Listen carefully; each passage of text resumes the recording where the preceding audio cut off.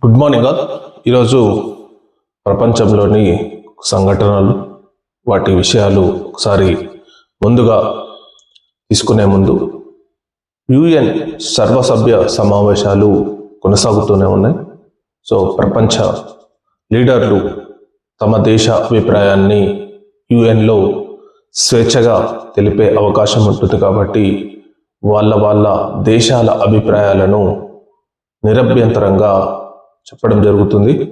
So ముఖ్యంగా ఏదైతే నిన్న జరిగిన సమావేశాల్లో ఉక్రెయిన్ ప్రెసిడెంట్ అయిన జెలెన్స్కీ మాట్లాడడం జరిగింది. సో జెలెన్స్కీ ముఖ్యంగా రష్యా ఏదైతే రష్యా తమ దేశంపై ఎలా అటాక్ చేస్తుందో, ఎలా తమ ప్రజలను నిరాశ్రయులను చంపుతుందో, ఆ విధానాన్ని పూర్తిగా నిన్న మాట్లాడడం జరిగింది. సో అతను ఒక మాట అనడం జరిగింది, ఏంటంటే ప్రజెంట్గా ఉన్న ప్రపంచంలో ఆయుధాలే డిసైడ్ చేస్తున్నాయి, మనుషులు కాదు అని చెప్పి. సో మనుషుల కంటే ఆయుధాలే ఎక్కువగా పవర్ఫుల్గా ఉన్నాయని చెప్పి ఒక మాట అనడం జరిగింది. సో విచిత్రం ఏంటంటే ఏదైతే ఉక్రెయిన్ ప్రెసిడెంట్ జెలెన్స్కీ యుఎన్లో మాట్లాడుతున్నప్పుడు అంతగా అతనికి చాలా మంది సపోర్ట్ రాలేదని చెప్పి చెప్తున్నారు. ఎందుకు సపోర్ట్ రాలేదు ఎందుకు అనేది ఒక తర్వాత విషయం. కాకపోతే ఏంటంటే జెలెన్స్కీ అనేది కేవలం తమ సొంత దేశ ప్రజలతో కాకుండా అతను వెస్ట్రన్ అంటే బయట దేశాల యొక్క ఒత్తిడితోనే రష్యాపై యుద్ధం కొనసాగిస్తున్నాడని చెప్పి చాలా మంది అంటున్నారు అనమాట. ఎందుకంటే తమ దేశ ప్రజలు, ఉక్రెయిన్ ప్రజలు ఈ యుద్ధాన్ని ఆపాలని చాలా ప్రజలు కోరుకుంటున్నారు. కానీ జెలెన్స్కీ మాత్రం ఏదైతే పక్క దేశాలు రష్యాను ఓడించాలి అనే ఒక తపంతోనే పక్క దేశాల ఫండ్ ఇస్తుండడం వల్ల ఆ ఫండ్తోనే కేవలం రష్యాపై యుద్ధం చేస్తున్నాడు అని చెప్పి, దానివల్లనే అనుకున్నంతగా ఇప్పుడు ప్రెసెంట్గా 2 యుద్ధాలు ప్రపంచంలో జరుగుతున్నాయి. ఒకటి ఇజ్రాయెల్ అండ్ పాలస్తీనా, ఇంకొకటి ఉక్రెయిన్ అండ్ రష్యా. సో మేజర్గా అనమాట. సో ఏదైతే ఇజ్రాయెల్ పాలస్తీనాపై అటాక్ చేసిందో దాదాపు అన్ని దేశాలు ఖండించాయి, కొన్ని దేశాలు తప్ప.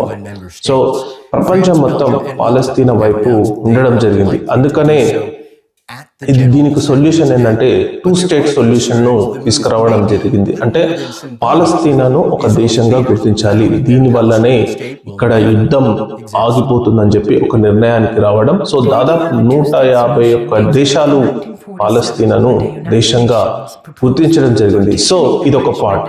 సేమ్ ఇదే ఉక్రెయిన్ మరియు రష్యా యుద్ధం జరుగుతున్నప్పుడు మాత్రం చాలా మంది జెలెన్స్కీకి అంత మద్దతు రాలేదని చెప్పాలి. ఎందుకంటే అది ఓన్లీ కొన్ని దేశాలు రష్యాను ఇండైరెక్ట్ గా దెబ్బతీయాలన్న లక్ష్యంతోనే జెలెన్స్కీకి ఉదారంగా రక్షణ ఫండ్ ఇచ్చి ఆ దేశంతో యుద్ధం చేపిస్తున్నది. సో ఇక్కడ మనం గమనించాల్సింది ఏంటంటే ఏదైతే G7 కంట్రీస్ ఉన్నాయో G7 కంట్రీస్ యొక్క ప్రజలు కూడా యాక్సెప్ట్ చేయట్లేదు. ఎందుకంటే ఉక్రెయిన్ కు అంతగా ఫండ్ ఇవ్వడం దేనికి? సో మేజర్గా ఒక్కొక్క దేశం ఫండ్ ఇవ్వాలి ఉక్రెయిన్. ఆ ఫండ్ ఇస్తేనే, ప్యాకేజ్ ఇస్తేనే, రక్షణ మిలిటరీ ప్యాకేజ్ ఇస్తేనే అతను రష్యాపై యుద్ధం చేస్తాడు. లేకపోతే అసలు ఉక్రెయిన్కి అసలు పాసిబుల్ కాదు. రష్యాతో ఢీకొట్టే అంత సామర్థ్యం అనేది ఉక్రెయిన్ దగ్గర లేదు. కానీ మరి ఇక్కడ ట్యాక్స్ పేయర్స్ మనీ, ఏవైతే G7 కంట్రీస్ యొక్క ట్యాక్స్ పేయర్స్ మనీ, సో వాళ్ళ దేశాలు పెద్ద గొప్పగా ఉన్నాయంటే ప్రతి ఒక్క దేశం అంతా ఆగమాగమే ఉంది. చెప్పాలంటే యుఎస్ పరిస్థితి మనం చూస్తున్నాం, ఫ్రాన్స్ పరిస్థితి మనం చూస్తున్నాం, ఇటలీ పరిస్థితి చూస్తున్నాం, యూకే పరిస్థితి ఎలా ఉంది, కెనడా పరిస్థితి ఎలా ఉంది. సో అన్ని దేశాలు అక్కడే ఉన్నాయి. అయినా సరే వీళ్ళు మిలిటరీ ప్యాకేజ్ని అని చెప్పి ఫండ్స్ను, ఆయుధ సామాగ్రిని ఉక్రెయిన్కు ఇతోధికంగా సహాయం చేస్తున్నారు అనమాట. సో ఇది అక్కడ ప్రజలకు, అక్కడ ఏదైతే ఆ సొంత దేశ ప్రజలు ఉన్నారో ఆ సొంత దేశ ప్రజల్లోనే వ్యతిరేకత రావడం జరిగింది. ఎందుకంటే ట్యాక్స్ పేయర్స్ మనీని, సపోజ్ ఫ్రాన్స్ ఉందనుకో, ఫ్రాన్స్ కొన్ని $1 మిలియన్ ఉక్రెయిన్కు సహాయంగా అందిస్తుంది. సో ప్రజెంట్గా ఫ్రాన్స్ డిబేటే బాగాలేదు. అంటే అసలు ఫ్రాన్స్ కంట్రీ తీసుకుంటే యూరోపియన్ యూనియన్ ఏదైతే మార్జిన్ ఉందో యాక్చువల్లీ యూరోపియన్ యూనియన్ది 3% 6% మార్జిన్ ఆఫ్ డిబేట్ ఉంటుంది. సో ఆ డిబేట్ కూడా దాటిపోయింది ఫ్రాన్స్. అంటే ఏదైతే అప్పులో ఉన్నాయో యూరోపియన్ యూనియన్ కమిషన్ ఇచ్చిన మార్జిన్ కూడా దాటేసింది. సో ఆ మార్జిన్ తగ్గించుకోవడానికి పబ్లిక్ ఫండ్స్ మీద ట్యాక్సెస్ వేయాలని చెప్పి తగ్గించాలని చెప్తే అక్కడ యూనియన్లు మొత్తం స్ట్రైక్స్ చేస్తున్నాయి ఫ్రాన్స్ లో. సో ఇది అంతా దేనికి? సో ఒకటి ఉక్రెయిన్ కు ఫండ్ ఇవ్వాలి, సో సొంత దేశంలో మాత్రం నిరసన ఫండ్స్ ఇస్తలేవు. ఇక్కడ ఒకటి చాలా జాగ్రత్తగా గమనించాలంటే ఉక్రెయిన్కి ఏమో మిలిటరీ ప్యాకేజ్ అని చెప్పి కొన్ని లక్షల డాలర్లు, లక్షల పౌండ్స్ కానీ యూరోస్ కానీ వాళ్ళకు ఆర్థిక సహాయం కింద అందిస్తున్నారు. కానీ వాళ్ళ సొంత దేశంలో వాళ్ళ సొంత కార్మికులకు ప్యాకేజ్ ఇవ్వమంటే ఇవ్వట్లేదు. ఇది ఒక ఇష్యూ అనేది ప్రతి దేశంలో ఉక్రెయిన్కు సపోర్ట్, ఆర్థికంగా సపోర్ట్ చేసే దేశాలలో ప్రతి దేశం సతమతం అవుతుంది. అక్కడ ఉక్రెయిన్కు ఫండ్ ఇవ్వాలి, ఇక్కడ సొంత దేశంలో నిరసనలు. సో ఈ ఇష్యూస్ అనేది, కాన్ఫ్లిక్ట్ అనేది దానివల్ల ఉక్రెయిన్ దేశానికి అనుకున్నంతగా సపోర్టు రాలేదని చెప్పాలి. సో ఏదైతే ఇజ్రాయెల్ పాలస్తీనాకు ప్రపంచం మొత్తం అండగా నిలిచింది. సో ప్రపంచం మొత్తం ఖండించింది. ఈవెన్ నిన్న మాట్లాడిన దాంట్లో Italy prime minister Giorgio Meloni కూడా మాట్లాడడం జరిగింది. ఆమె మాత్రం పాలస్తీనా ఒక దేశంగా గుర్తించాలని చెప్పి అనుకోలేదు, కానీ ఖచ్చితంగా ఈ యుద్ధాన్ని ఆపాలి, సో హమాస్ ను కట్టడి చేయాలి. సో ఆమె ఎక్కువగా మాట్లాడింది హమాస్ మరియు ఇజ్రాయెల్ గురించి. సో హమాస్ ఖచ్చితంగా టెర్రరిస్ట్ కార్యకలాపాలు ఆపాలని చెప్పి ఆమె మాట్లాడడం జరిగింది అనమాట. సో ఇది నిన్న జెలెన్స్కీకి మరి ప్రసంగం మరియు ఇటలీ ప్రైమ్ మినిస్టర్. ఇంకొకటి ఏంటంటే సిరియా. సో గత 60 సంవత్సరాల తర్వాత మొట్టమొదటి సిరియన్ ప్రెసిడెంట్ అల్ అహ్మద్ నిన్న యుఎన్ లో ప్రసంగించడం జరిగిందనమాట. సో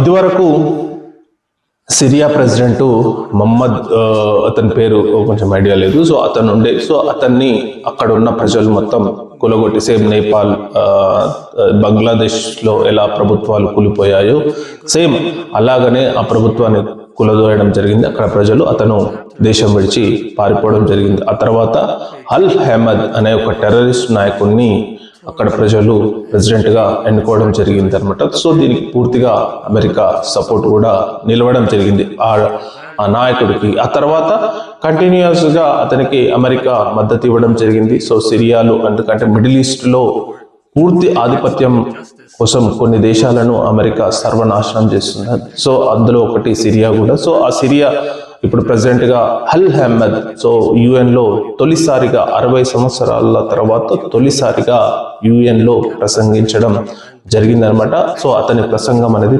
పూర్తిగా ఇజ్రాయెల్ కు వ్యతిరేకంగా జరిగిందనమాట. సో ఇజ్రాయెల్ చేస్తున్న దమనకాండను అతను పూర్తిగా ఖండించడం జరిగింది తమ దేశంపై. ఎందుకంటే ఇజ్రాయెల్ అనేది మిడిల్ ఈస్ట్ దేశాలపై, అన్ని దేశాలపై అటాక్ చేస్తుంది. ఒక్కొక్కటి చూసుకుంటే మిడిల్ ఈస్ట్ కంట్రీస్ పై పూర్తిగా ఇజ్రాయెల్ అటాక్ చేస్తున్న తరుణంలో సిరియా కూడా బాధితుడే కాబట్టి సిరియా కూడా ఇజ్రాయెల్ చేస్తున్న యుద్ధాన్ని పూర్తిగా ఖండించడం జరిగింది. సో ఇది ముఖ్యంగా నిన్న జరిగిన యుఎన్ సమావేశాల్లో ముఖ్యమైన లీడర్ల యొక్క సందేశాలు అనమాట. ఇంకొకటి ఏంటంటే యుఎన్ సమావేశాలలో ట్రంప్ అలగడం జరిగింది. ఎందుకంటే తనకు సరి అయిన గౌరవం ఇవ్వలేదు, దీనిపై పూర్తిగా విచారణ జరపాలని చెప్పి అతను నిన్న వ్యాఖ్యానించడం జరిగిందనమాట. సో ఇది మేజర్గా యుఎన్ సమావేశాలు. నెక్స్ట్ ఇంకొకటి గ్లోబల్ ఇష్యూకు చూస్తే ఇజ్రాయెల్ మిడిల్ ఈస్ట్ లో మళ్ళా ఒక దేశంపై అటాక్ చేయడం జరిగింది. అదేంటంటే యెమెన్. సో యెమెన్ అనే దేశం అనేది సనా క్యాపిటల్ గా హౌతీ రిబల్స్ పరిపాలిస్తున్నారు అనమాట. సో హౌతీ రిబల్స్ మేజర్ గా ఈ షిప్పింగ్, అంటే ఏదైతే యూరప్ కు ఏషియాకు కనెక్టివిటీకి ఒక సముద్రం ఉంటుందో ఆ సముద్రం దగ్గర వీళ్ళు మామూలుగా అక్కడ ఉండి, సో అమెరికన్ షిప్స్ కానీ వాటిని పూర్తిగా కిడ్నాప్ చేయడం కానీ ఇవన్నీ చేయడం జరుగుతుంది అనమాట హౌతీ రెబల్స్ అంటారు. సో సనా క్యాపిటల్ గా హౌతీ రెబల్స్ పరిపాలిస్తుంటారు అనమాట. సో ఆ క్యాపిటల్ ని లక్ష్యంగా చేసుకుని ఇజ్రాయెల్ నిన్న దాడులు నిర్వహించింది. సో అంతకుముందు కూడా యెమెన్ లో ప్రభుత్వాన్ని, ప్రైమ్ మినిస్టర్ కానీ అక్కడ మినిస్టర్స్ కానీ చాలా మందిని చంపడం జరిగింది. సో నిన్న రీసెంట్ గా మాత్రం కొత్తగా మళ్ళీ సనా క్యాపిటల్ గా ఉన్న హూతీ రిబల్స్ పై నిన్న యెమెన్ లో ఇజ్రాయెల్ మరలా దాడులు ప్రారంభించడం జరిగింది. సో యాజ్ యూజువల్ గా ఇజ్రాయెల్ పాలస్తీనాపై, గాజాపై దాడులు చేస్తూనే ఉంది. సో అక్కడ ప్రజలు అనేది చనిపోవడం అనేది ఒక సర్వసాధారణమని మనం చెప్పవచ్చు అనమాట. నెక్స్ట్ చూస్తే యూరప్ కంట్రీస్ లోకి వస్తే, యూరప్ కంట్రీస్ లో ముఖ్యంగా ఫ్రాన్స్ మాజీ ప్రెసిడెంట్ అయిన నికోలస్ సర్కోజీకి 5 సంవత్సరాల జైలు శిక్ష వేయడం జరిగింది. సో నికోలస్ సర్కోజీ ఇతను 2007 నుంచి 2012 వరకు ఫ్రాన్స్ ప్రెసిడెంట్ గా పనిచేయడం జరిగింది అనమాట. సో ఇతను మేజర్ గా అలిగేషన్ ఏంటంటే అప్పటి లిబియా అధినేత అయిన గడాఫీ నుంచి నిధులు సేకరించాడని చెప్పి చాలా ఆరోపణలు రావడం జరిగింది. సో అక్రమంగా ఇతను లిబియా నుంచి నిధులు తీసుకొని ఫ్రాన్స్ పరంగా, దౌత్యపరంగా ఆ దేశానికి అనుకూలంగా వ్యవహరించాలని చెప్పి ఈ అంశంలో విచారణ జరిగి, సో కోర్టుకు నుంచి అతనికి 5 సంవత్సరాల జైలు శిక్ష వేయడం అయితే జరిగిందనమాట. సో అతను పైకోర్టుకు వెళ్ళినా కానీ ఈ శిక్ష అమలు ఉంటుందని చెప్పి కోర్టు అయితే క్లారిటీగా జవాబు ఇవ్వడం జరిగిందనమాట. ఇది యూరప్ లో ఇష్యూస్. నెక్స్ట్ ఇంకా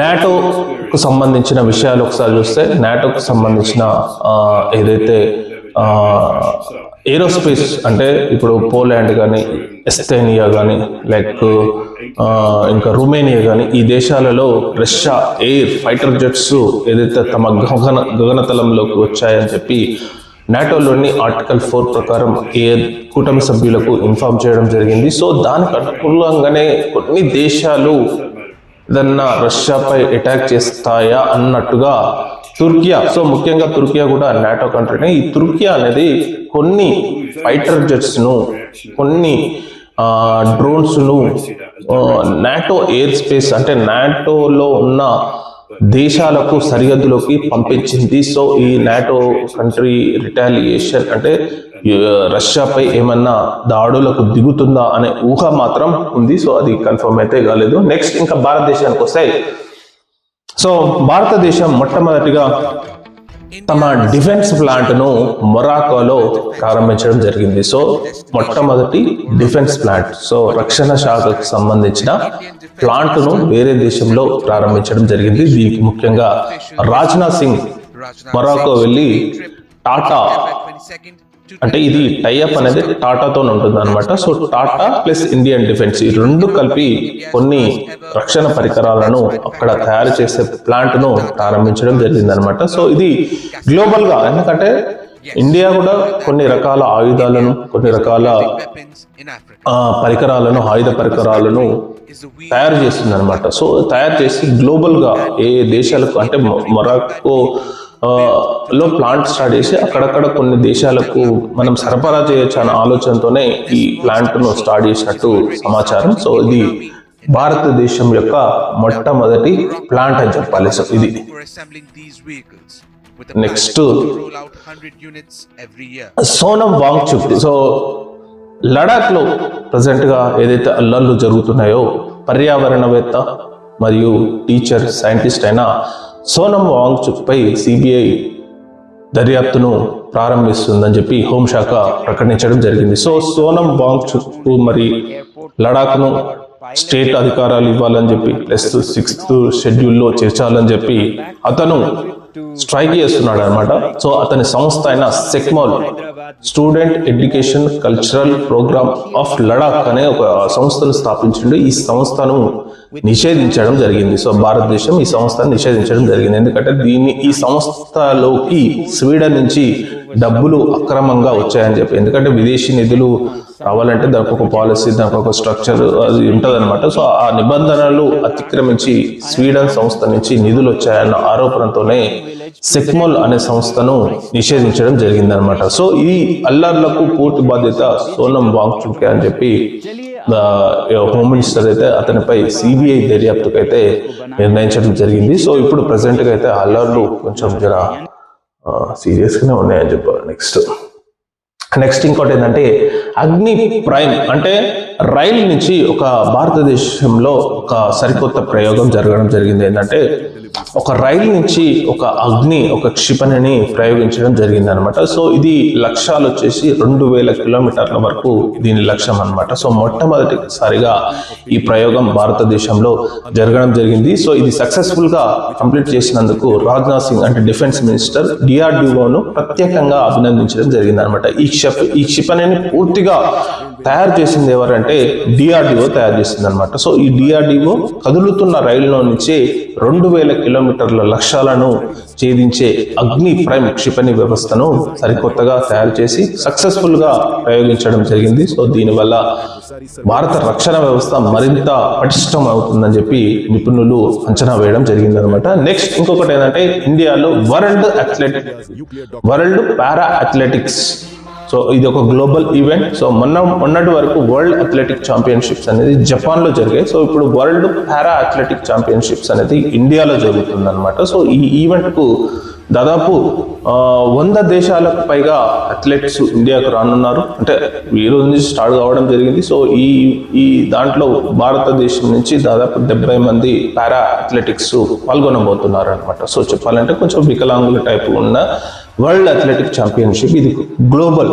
సో ఈ రోజు నుంచి ఇండియాలో ప్రారంభమవుతుంది. సో ఇండియా కూడా ఆల్ ద బెస్ట్. ఎందుకంటే వరల్డ్ అథ్లెటిక్ ఛాంపియన్లో ఒక మెడల్ కూడా రాలేదు. సో ఇందులో ఉన్న పారా అథ్లెటిక్స్లోనైనా చూడాలి. సో అందులో ముఖ్యంగా తెలంగాణ నుంచి కిరణ్ నందన్ రెడ్డి. సో అతనికి అవకాశం అందులో మన దాంట్లో పాల్గొనబోతున్నాడు. సో అతనికి శుభాకాంక్షలు చెప్దాం. సో నెక్స్ట్ ఇంకా తెలంగాణ విషయానికి వస్తే ముఖ్యంగా తెలంగాణలో హైదరాబాద్ మెట్రో అనేది ప్రభుత్వం స్వాధీనం చేసుకోబోతుంది. సో ప్రజెంట్ గా హైదరాబాద్ మెట్రోను L&T నిర్వహిస్తుంది అనమాట. సో ప్రజెంట్ గా L&Tకి గడుకొకసారి L&T గవర్నమెంట్ కు ఒక సూచన ఇస్తుంది అనమాట. మాకు రేట్లు పెంచుకోవడానికి అవకాశం ఇవ్వండి, ఇది పూర్తిగా లాస్ లో ఉంది. సో దీనివల్ల మాకు ఆదాయం వస్తలేదు. సో 13,000 కోట్ల రుణం ఉంది, దీన్ని మేము పే చేయాలంటే కష్టం. సో ప్రెసెంట్ గా ఉన్న సిచ్యువేషన్స్ అందరినీ మనం చూస్తున్నాం అనమాట. ఎవరెవరు ఏం చేస్తున్నారు, మరి అలాంటి పరిస్థితికి రావాలన్నా అని చెప్పి ఒక సిగ్నల్ మాత్రం గవర్నమెంట్ కి ఇవ్వడం వల్ల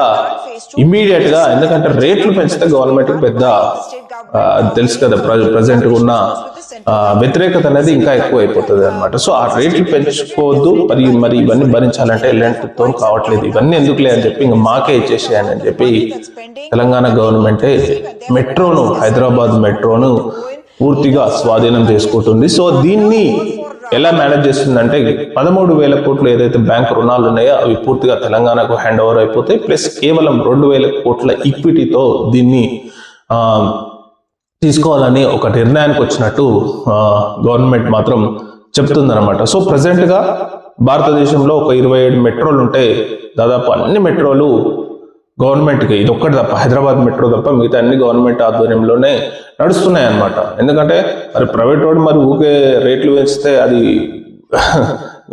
ప్రజలు ఒప్పుకోరు కదా. సో ఇప్పటికే అది రేట్లు ఎక్కువ ఉన్నాయని చెప్పి ఒక వాదన ఉంది. సో దాన్ని ఇంకా నివారించాలంటే ఇంకా గవర్నమెంట్ హ్యాండ్ ఓవర్ చేసుకొని దాన్ని ఏమైనా లాస్లు ఉన్నా లాభాలు ఉన్నా ఇంకా వీళ్ళే చూసుకుంటారు అనమాట. సో ప్రెసెంట్ గా ఇది కూడా తెలంగాణ మెట్రో కూడా L&T మెట్రో కూడా తెలంగాణకు తీసుకోబోతుంది అనమాట. నెక్స్ట్ ఇంకొకటి ఏంటంటే గ్రూప్ 1 నియామకాలు 27వ తారీఖు శిల్ప కళావేదికలో ఇస్తారని చెప్పి తెలంగాణ ప్రభుత్వం ప్రకటించడం జరిగింది. సో ముఖ్యంగా గ్రూప్ 1 అభ్యర్థులకు శుభాకాంక్షలు తెలుపుతూ ఎన్నో రోజుల కష్టాలు, ఎన్నో రోజుల వ్యయాలు, ఎన్నో రోజుల ప్రతిఫలం అనేది చివరికి దక్కబోతుంది. ఎందుకంటే వాళ్ళ పోరాటం అనేది అంతా ఇంత కాదు. తమ ఉద్యోగాల కోసం, చదువు కోసం ఒక పోరాటం అయితే మళ్ళా తర్వాత కూడా